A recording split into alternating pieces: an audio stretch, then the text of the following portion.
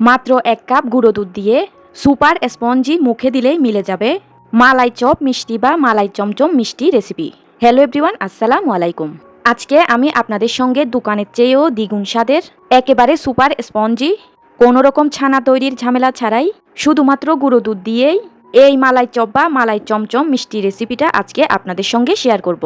এই মালাই চপ মিষ্টিটা পছন্দ করেন না এমন মানুষ খুঁজে পাওয়া কঠিন। আর আজকের এই মালাই চপ মিষ্টির রেসিপিটা হলো একেবারেই নোফেল একটা মিষ্টির রেসিপি। আপনারা রেসিপিটা একবার দেখলেই যে কেউ খুব সহজে মাত্র 20 মিনিটেই এই মালাই চপ মিষ্টিটা বাসায় বানিয়ে নিতে পারবেন। এই মিষ্টিটা বানানো যেমন সহজ, ঠিক তেমনি এই মিষ্টিটা খেতে অনেক বেশি সুস্বাদু। এই মিষ্টিটা এতটাই স্পঞ্জি যে মিষ্টিটা মুখে দিলেই মিলে যাবে। আশা করছি আমার আজকের এই সহজ মিষ্টির রেসিপিটা আপনাদের সবার কাছে বেশ ভালো লাগবে। ভালো লাগলে কিন্তু ভিডিওতে অবশ্যই একটা লাইক দিয়ে দিবেন। মিষ্টিটা বানানোর জন্য এখানে আমি একটা মিক্সিং বোলের মধ্যে নিয়ে নিচ্ছি মেজারমেন্ট কাপের 1 কাপ পরিমাণ ফুল ফ্যাটযুক্ত গুঁড়ো দুধ।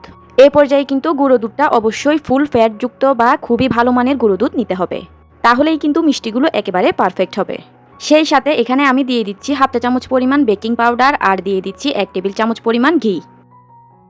এবারে সব কিছুকে হাতের সাহায্যে খুব ভালো করে মিশিয়ে নিতে হবে। এই পর্যায়ে মিশিয়ে নেওয়াটা যত ভালোভাবে হবে মিষ্টিগুলোও ঠিক ততটা পারফেক্ট জালিচারযুক্ত হবে।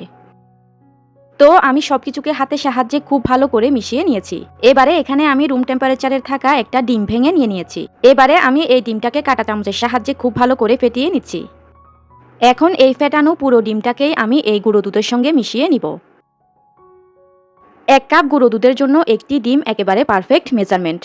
যদি ডিমের সাইজটা ছোটো হয় সেক্ষেত্রে এখানে 1.5টা ডিমের মতো লাগতে পারে।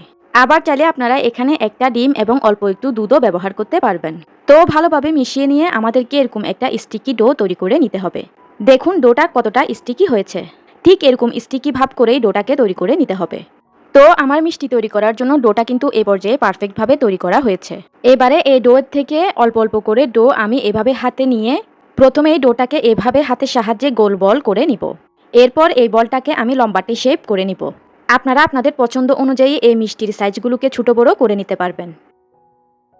তো এখন কিন্তু আমি একটি মিষ্টির শেপ দিয়ে নিয়েছি।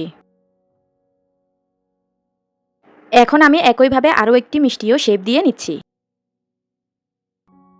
দেখতেই পাচ্ছেন এখন কিন্তু আমার আরও একটি মিষ্টিও শেপ দেওয়া হয়ে গিয়েছে। তো একইভাবে আমি সবগুলো ডোয়ের থেকে সবগুলো মিষ্টিকে বানিয়ে নিয়েছি।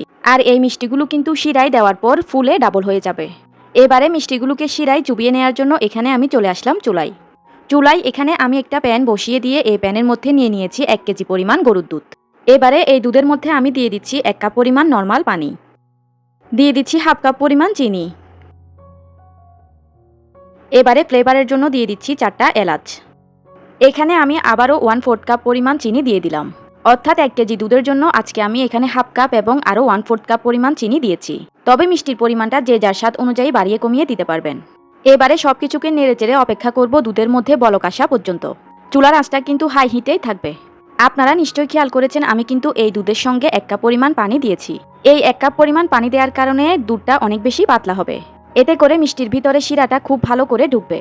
তাই আপনারাও অবশ্যই দুধের সঙ্গে পানিটা দিয়ে দিবেন। আর এই দুধটা কিন্তু কোনো রকম জাল করে ঘন করা যাবে না। যখন দুধের মধ্যে এরকম একটা বলক চলে আসবে তখন আমি এই দুধের মধ্যে আগে থেকে বানিয়ে রেখে দেওয়া সবগুলো মিষ্টিকে একে একে দিয়ে দিব। এই মিষ্টিগুলো দুধের মধ্যে দেওয়ার সময় অবশ্যই খেয়াল রাখতে হবে দুধটা যেন পাতলা থাকে। অনেকে এই ঘন করা দুধের মধ্যে মিষ্টিগুলোকে ছেড়ে দেন, সেভাবে কিন্তু মিষ্টিগুলো পারফেক্টভাবে হয় না। শিরাটা যদি পাতলা করে তৈরি করেন সেক্ষেত্রে মিষ্টির মধ্যে শিরাটা খুব ভালোভাবে ঢুকবে আর মিষ্টিগুলোও পারফেক্টভাবে কুক হবে। এবারে এই মিষ্টিগুলোকে আমি ঢাকনা দিয়ে ঢেকে অপেক্ষা করব 2 থেকে 3 মিনিট। চুলার আঁচটা কিন্তু হাই হিটেই থাকবে। এর মাঝে আমি মিষ্টিগুলোকে এভাবে একটু হাতের সাহায্যে দুলিয়ে দিয়েছি। তো 2 থেকে 3 মিনিট পরে আমি ঢাকনাটা উঠিয়ে দেখিয়ে দিচ্ছি। দেখুন মিষ্টিটা ফুলের সাইজে কতটা বড় হয়ে গিয়েছে। এই মিষ্টিগুলো কিন্তু আরও ফুলবে। তো মিষ্টিগুলোকে আমি আবারও এভাবে প্যানের হাতলটাকে ধরে এভাবে একটু দুলিয়ে দিচ্ছি। এখন আমি মিষ্টিগুলোকে আবারও ঢাকনা দিয়ে ঢেকে জাল করে নিব টোটাল 20 মিনিট।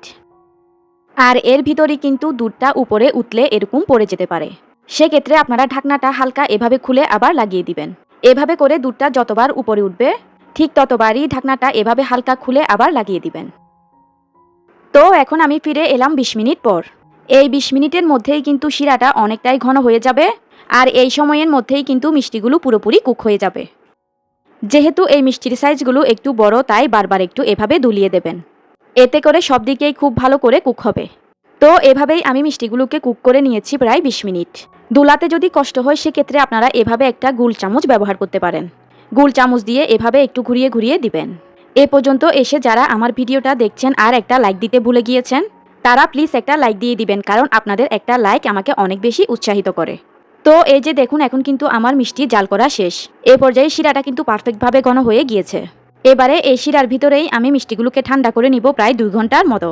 অর্থাৎ মিষ্টিগুলো পুরোপুরি ঠান্ডা হওয়া পর্যন্ত আমি অপেক্ষা করব। তো এখন আমি ফিরে আসলাম প্রায় 2 ঘন্টা পরে। এবারে আমি মিষ্টিগুলোকে একটা প্লেটে সার্ভ করে নিব। এই মিষ্টিগুলো কিন্তু একেবারে নরম তুলতুলে আর সুপার স্পঞ্জি হয়েছে। আপনারা দেখে নিশ্চয়ই বুঝতেই পারছেন যে এই মিষ্টিগুলো কতটা পারফেক্ট হয়েছে। একেবারে তুলার মতো নরম এই মিষ্টিগুলো কিন্তু মুখে দিলেই মিলে যাবে। এই গুঁড়ো দুধের মালাই চপ মিষ্টিটা কিন্তু যে কোনো ছানার মিষ্টিকে হার মানিয়ে দিবে। এই মিষ্টিটা খেতে ঠিক এতটাই মজার। মিষ্টিগুলোর সাইজ কিন্তু অনেক বড়, তবে একটা খাওয়ার পর মনে হবে যে আরও খাই। মিষ্টিগুলো খেতে ঠিক এতটাই মজার। আর মিষ্টিগুলো কিন্তু ভিতরে অসংখ্য জালিযুক্ত হয়েছে। একেবারেই রসে টইটম্বুর আর সুপার স্পঞ্জি এই মালাই চপ মিষ্টিগুলো। তো ভিউয়ার্স, দেখতেই তো পেলেন কত সহজেই কিন্তু তৈরি করে ফেললাম গুঁড়ো দুধ দিয়ে মালাই চপ মিষ্টি রেসিপি। ভিউয়ার্স, আমি আশা করছি আমার আজকের এই সহজভাবে তৈরি মালাই চপ মিষ্টি রেসিপিটা আপনাদের সবার কাছে বেশ ভালো লেগেছে। ভালো লেগে থাকলে কিন্তু ভিডিওতে অবশ্যই একটা লাইক দিয়ে দিবেন। আর এই ভিডিওটা অবশ্যই আপনাদের ফ্রেন্ডস অ্যান্ড ফ্যামিলির মাঝে বেশি বেশি শেয়ার করে দিবেন। এতক্ষণ সঙ্গে থাকার জন্য সবাইকে অসংখ্য ধন্যবাদ জানিয়ে আমি তাহলে আজকের মতো এখানেই বিদায় নিয়ে নিচ্ছি। আল্লাহ হাফেজ।